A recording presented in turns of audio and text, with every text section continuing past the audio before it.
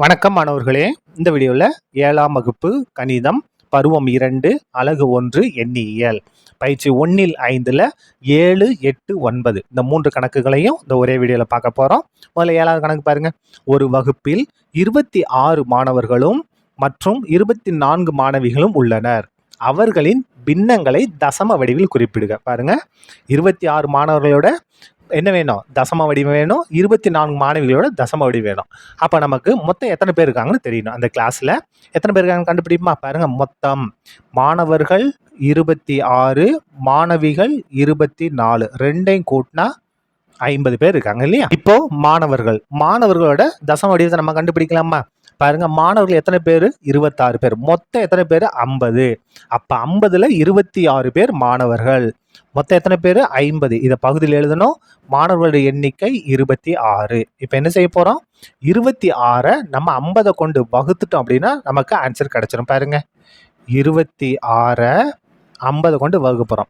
வகுக்க முடியுமா? முடியாது. அப்போ இந்த இடத்துல 0 சேர்க்கணும். 0 சேர்த்து புள்ளி வச்சிடணும். இப்போ பாருங்க, 260ல் எத்தனை 50? 5 50 இருக்கு. 5 50, 5 பெருக்கல் 50 250. அப்போ இங்கே 0, 6ல் 5 கழிச்சா 1, 2ல் 2 கழிச்சா 0 ஆயிரும். சரியா? இப்போ பாருங்க, 10 50 கொண்டு வகுக்க முடியாது. இங்கே 0 சேர்த்துடணும். இப்போ பாருங்க, 100 100ல் எத்தனை 50? 2 50 100, 2 50 100, 0 வந்துருச்சா? அப்போது 26 50 கொண்டு வகுத்தா 0.52. இதான் என்னது? நமக்கு தேவையான மாணவர்களோட பின்ன வடிவம். இப்போ மாணவிகள் பார்க்கலாமா? பாருங்க, மாணவிகள் எத்தனை பேர்? 24 பேர் இருக்காங்க. மொத்தம் எத்தனை? 50. அப்போ 50ல் 24, 50ல் 24 ஈக்குவல் டு. இப்போ பாருங்க, இதே மாதிரி வகுத்துடலாமா? எதை கொண்டு வகுக்க போகிறோம்? 24 50 கொண்டு வகுக்க போகிறோம். இப்போ பாருங்க, 24 50 கொண்டு வகுக்க முடியாது. இங்கே 0 சேர்த்துடணும். இங்கே 0 சேர்த்து புள்ளி. 240 240ல் எத்தனை 50? 4 50 இருக்குமா? 4 50 200 கழிச்சா என்ன வந்துடும்? 0 4. சரியா? இப்போ பாருங்க, 40 50 கொண்டு வகுக்க முடியாது. அப்போ இங்கே 0 சேர்த்துடணும். இப்போ பாருங்க, 400 400ல் எத்தனை 50? 8 50, 8 பெருக்கல் 50 400, 8 பெருக்கல் 50 400 கழிச்சா 0 வந்துருச்சு. அப்போ என்ன இருக்கு? 0.48. சரியா? அப்போ மாணவிகளோட தசம எண் என்ன? 0.48. மாணவர்களுக்கு 0.52. 7வது கணக்கு முடிச்சிட்டோம். அடுத்தது 8வது கணக்கு பாருங்க. கீழ்காணும் தொகையை தசம எண்ணில் எழுதுக. 809 ரூபாய் 99 பைசா, 147 ரூபாய் 70 பைசா. முதல்ல பாருங்க, 809 ரூபாய் 99 பைசா. இதை நம்ம என்னவா மாற்றணும்? எதுக்கு மாற்றணும் பாருங்க? தசம எண்ணை மாற்றணும் இல்லையா? அப்போது எல்லாத்தையும் ரூபாயை மாற்றிடலாம். இந்த 809 ரூபாய் அப்படியே இருக்கட்டும். இந்த 99 பைசாவை ரூபாயை மாற்றுறதுக்கு நம்ம 100 கொண்டு வகுக்கணும். 100 கொண்டு வகுக்கணும். அதாவது 100 பைசா சேர்ந்தது தான் 1 ரூபா. அப்போ 1 பைசா அப்படின்னா என்ன செய்யணும்? இந்த 1 ரூபாயை நம்ம 100 கொண்டு வகுக்கணும். அதனால் நம்ம என்ன செஞ்சிட்டோம்? இந்த 99 பைசாவை ரூபாயை மாற்றுறதுக்கு 100 கொண்டு வகுத்துருக்கோம். இப்போ பாருங்க, இந்த இடத்துல ஈக்குவல் டு 809 அப்படியே வந்துடும். இப்போ 99 100 கொண்டு வகுத்தோம்னா 0.99 வகுத்து காமிக்கிட்டுமா? பாருங்க, 99 100 கொண்டு வகுக்க போகிறோம். வகுக்க முடியாது இல்லையா? அப்போ இங்கே 0 சேர்க்கணும். இங்கே 0 சேர்த்து புள்ளி.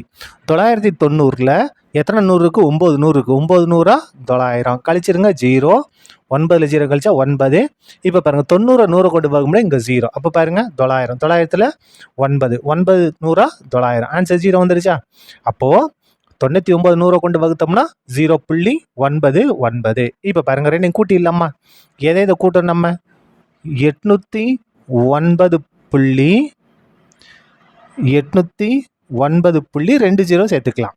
புள்ளிக்கிறது நம்ம எத்தனை 0 சேர்த்துக்கலாம். இந்த இடத்துல 2 இது போதும். ஏன்னா இங்கே 2 தான் இருக்குது. இப்போ பாருங்கள், புள்ளிக்கு இடது பக்கம் 0, வலது பக்கம் 9 9 கூட்டுங்க. 9 9.908. அப்போது இதை ரூபா தசம வடிவத்தில் இது எவ்வளவு? 809.99. சரியா? அதுக்கு அடுத்தது பாருங்க, 147 ரூபாய் 70 பைசா. இந்த இடத்துல இந்த 147 நம்ம அப்படியே எழுதிக்கலாம்.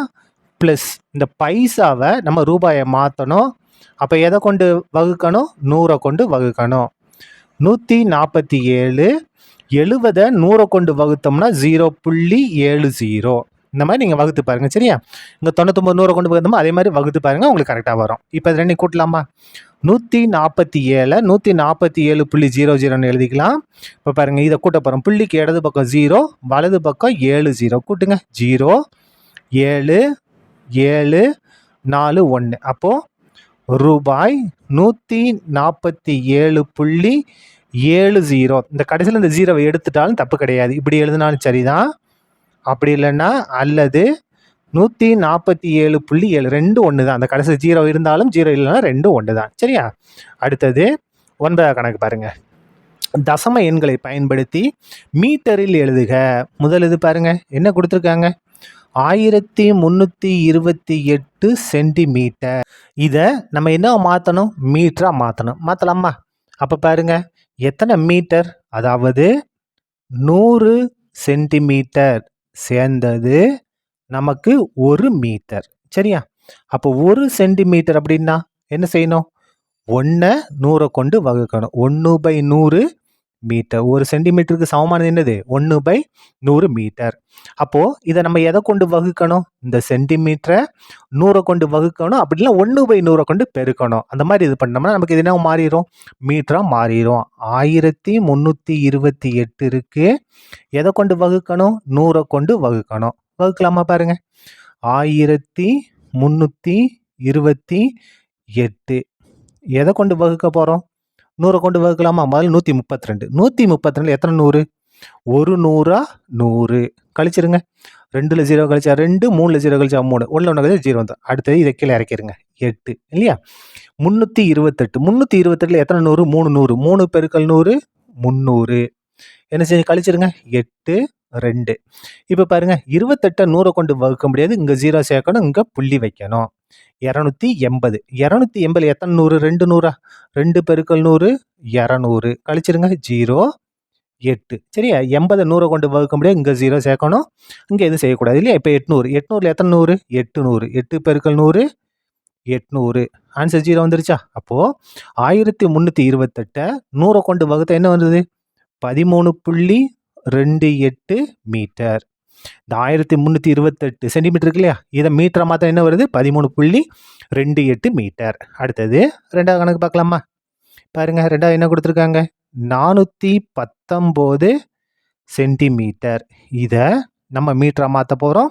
அப்போ எதை கொண்டு வகுக்கணும்? இந்த 419 100 கொண்டு வகுத்துட்டோம்னா என்ன மாறிடும்? மீட்டரா மாறிவிடும். சரியா? இப்போ பாருங்க, 400 வகுக்க போகிறோம். எதை கொண்டு? 100 கொண்டு. வகுக்கலாமா? 419. சரியா? 400ல் 419 100 கொண்டு வகுக்க போகிறோம். 419 எத்தனை 100 இருக்கு? 4 100 இருக்கா? 4 பெருக்கல் 100 400. கழிச்சிருங்க. 9ல் 0 கழிச்சா 9, 1ல் 0 கழிச்சா 1. அதுக்கு அடுத்தது 19 100 கொண்டு வகுக்க முடியாது. அப்போ இங்கே 0 செகண்ட், இங்கே ஒரு புள்ளி மட்டும் வச்சா போதும். 190. 190 எத்தனை 100? ஒரே ஒரு 100 தான். 1 பெருக்கல் 100 100. சரியா? 0. இந்த இடத்துல 9 வந்துடும். 90 100 கொண்டு வகுக்க முடியாது. அப்போ இங்கே 0 சேர்த்துடணும். 900. 900 எத்தனை 100? 900. 900 900. ஆன்சர் 0 வந்துருச்சா? அப்போ 419 100 கொண்டு வகுத்தா என்ன வருது? 4.19 மீட்டர். இதுதான் நமக்கு தேவையான மீட்டர். சரியா? அவ்வளோதான். இந்த கணக்கு முடிந்தது. நன்றி.